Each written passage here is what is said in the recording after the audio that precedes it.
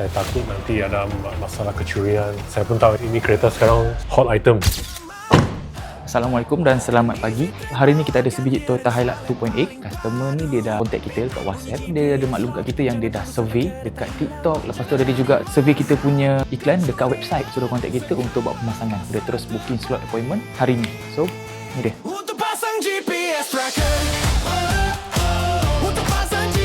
Selepas owner serahkan je kunci kereta dekat kita, first kali kita akan balut steering and then kita akan balut dengan seat dia sekali. Kenapa kita nak kena buat benda ni? Yang pertama, kita nak jaga kebersihan lah, supaya tak nak ada kekotoran, tak nak ada cala bala dan juga kerosakan. So kita nak jaga semua tu. Kita ada servis, kita ada standard kita.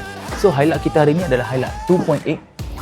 Macam korang suka Hilux 2.8 ke 2.4? Apa Hilux korang pakai, 2.8 ataupun 2.4, itu tetap menjadi pilihan sindiket. Sebab Hilux ni barang panas. Okey bos, boleh saya tahu kenapa you nak pasang GPS tracker? Saya pasang ini full security sebab tentang ini keselamatan kereta lah. Saya takut nanti ada masalah kecurian. Saya pun tahu ini kereta sekarang hot item. Kita mau buat protection lah untuk harta benda kita.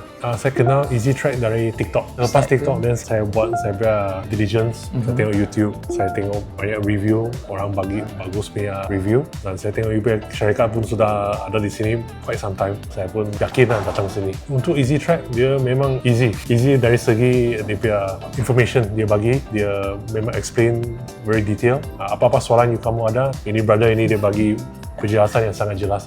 Ini memang selesa duduk dekat launch sini. Mau makan juga pun ada coffee shop juga sini, dekat sini. So okey lah, ini punya tempat bagus. Saya akan recommend sama kawan saya tentang ini servis yang kamu ada di Easy Track. Pesanan saya untuk owner Hilux lain, sebab kereta Hilux memang hot sekarang.